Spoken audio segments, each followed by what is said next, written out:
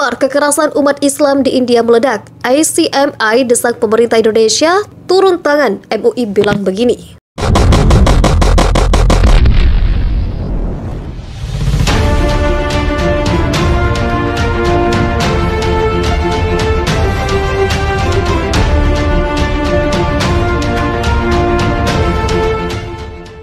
Penindasan yang sudah berbentuk kekerasan terhadap umat Islam di India belakangan ini semakin meledak. Terkait hal tersebut, Majelis Pimpinan Pusat Ikatan Cendekiawan Muslim Indonesia (MPP) ICMI buka suara. Dengan tegas, ICMI mendesak pemerintah Indonesia agar turun tangan dengan mengambil sikap terhadap pembantaian dan penindasan kaum minoritas Muslim di India. Kami, ICMI, meminta pemerintah agar memanggil Duta Besar India di Indonesia untuk memberikan penjelasan kepada masyarakat Muslim di Indonesia terkait hal tersebut, penindasan terhadap umat Islam di India. Desak Wakil Ketua Umum Waketum Ikatan Cendekiawan Muslim Indonesia ICMI pada periode 2021 hingga 2026, Andi Anshar Cakrawijaya, dikutip terkini.id dari RMOL pada Senin 21 Januari 2022. ICMI, kata Andi Anshar, juga mendesak Presiden Joko Widodo untuk memberi perhatian kepada umat Muslim di India yang mengalami diskriminasi, penindasan, dan kesewenang-wenangan oleh kelompok ultranasionalis Hindu ekstrim di negara Mahatma Gandhi itu. Ini sangat penting, mengingat sebagai negara Islam terbesar di dunia, ICMI memandang Indonesia harus berperan aktif dan menunjukkan solidaritas terhadap saudara-saudara Muslim di India yang saat ini mengalami penindasan. Waketum ICMI Bidang Politik, Hubungan Internasional, Hukum, dan Hak Asasi Manusia ini menjelaskan bahwa sikap arogansi dan kesewenang-wenangan yang dipertontonkan kelompok mayoritas ultranasionalis Hindu ekstrim itu telah melukai sekaligus mencoreng hubungan RI-India. Oleh karena itu, Andi menyerukan agar India menghentikan segala bentuk kekerasan fisik maupun psikis terhadap umat Muslim di negara berpenduduk terbanyak nomor 2 dunia itu. Sebab katanya, jika terus melakukan penindasan terhadap umat Muslim, maka India berarti telah merusak dan mengotori demokrasi serta perdamaian yang sejak dahulu diajarkan oleh Mahatma Gandhi, yaitu misi penting Universal Declaration of Human Rights. Sementara itu, Ketua Majelis Ulama Indonesia Bidang Hubungan Luar Negeri dan Kerjasama Internasional Sudarnoto Abdul Hakim juga turut meminta pemerintah Indonesia membantu Muslim India yang ditindas kalangan mayoritas. Saya berharap pemerintah RI melakukan langkah-langkah penting meyakinkan pemerintah India melalui Dubes India untuk menghentikan ekstremisme ini, katanya melalui keterangan resmi. Sudarnoto mengaku sangat kecewa dan sakit hati melihat tindakan brutal pemerintah India terhadap warga minoritas Muslim di India. Ia menilai bahwasanya tindakan brutal mayoritas terhadap Muslim India tersebut telah melanggar HAM. Bisa jadi komunitas agama lain yang menyadari dan mengerti betul tentang HAM akan terusik dengan apa yang dilakukan oleh pemerintah India, tanda Sudarnoto. Cendekiawan Muslim dan Sekjen Jamiatul Ulama Sunni India, Kantapuram AP Abu Bakari Musliar mendesak pemerintah Karnataka untuk menarik keputusan yang melarang siswi Muslim mengenakan jilbab di sekolah. Musliar mengatakan bahwa larangan hijab merupakan diskriminasi yang tidak diajarkan dalam agama manapun. Pembatasan seperti itu akan mendorong permusuhan di antara berbagai bagian, kata dia. Oleh karena itu, pihak berwenang harus menahan diri dari memberlakukan pembatasan seperti itu, desaknya. Di saat Muslim dilarang berjilbab, Sikh diizinkan mengenakan sorban di semua tempat, dan biarawati diizinkan mengenakan pakaian keagamaan mereka. Lalu mengapa pembatasan itu hanya diberlakukan pada satu bagian, tegasnya.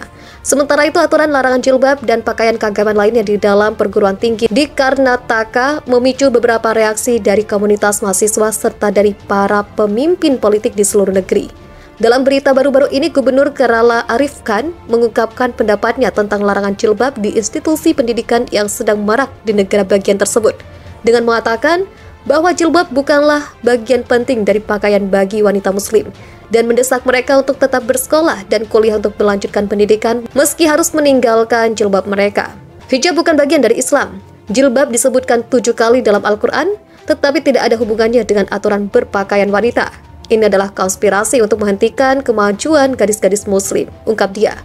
Khan menyebutkan bahwa kontroversi jilbab adalah konspirasi untuk menghentikan pendidikan gadis-gadis Muslim. Gadis-gadis Muslim sedang belajar sekarang dan mencapai apa yang mereka inginkan. Saya akan menyarankan para siswa kembali ke kelas mereka dan belajar, ujar dia. Namun pendapat Khan jauh berbeda ketika menyinggung soal sorban yang dikenakan pria penganut Sikh. Arif Khan mengklaim membandingkan dengan penganut Sikh jika masuk akal.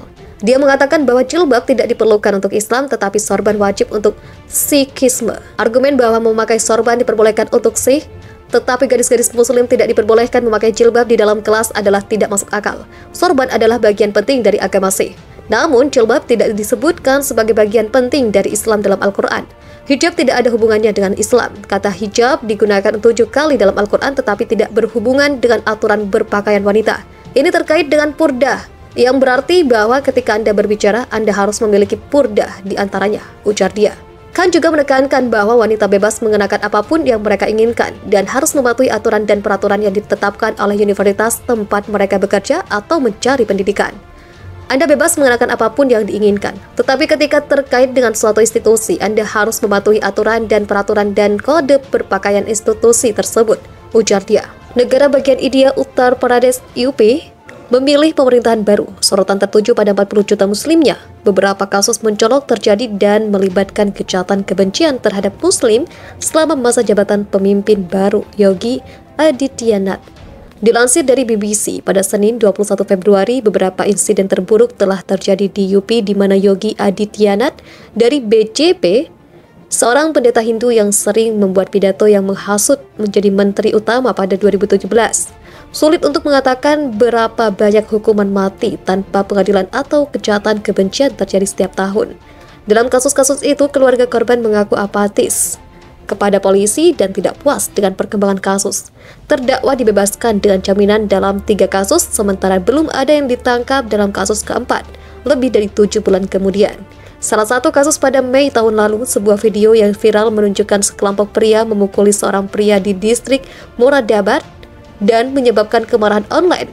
Saat BBC mengunjungi rumah korban, Zakir Qureshi, ibunya mulai menangis ketakutan. Dia akhirnya mengizinkan putranya untuk berbicara. Qureshi yang keluarganya telah menjual daging selama beberapa dekade, mengatakan dia membawa daging kerbau ke pelanggan dengan skuternya ketika sekelompok pria menghalangi jalannya dan menuduhnya membawa daging sapi. Saya menangis dan memohon kepada mereka bahwa saya tidak membawa daging sapi, tapi mereka terus meneriaki saya, katanya. Dia mengatakan terlalu takut untuk melaporkan serangan itu ke polisi dan baru melakukannya setelah video itu menjadi viral. Polisi menangkap 6 orang, termasuk Manoj Thakur, yang terkait dengan kelompok main hakim sendiri soal sapi. Thakur menghabiskan 2 bulan di penjara sebelum dia mendapat jaminan. Setelah penyerangan itu, Qureshi berhenti menjual daging. Dia sekarang bekerja sebagai buruh harian.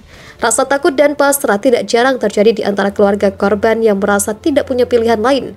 Pada Mei 2017, Ghulam Ahmed ditemukan tewas di kebun mangga yang dia jaga di desanya di distrik Bulandsdars.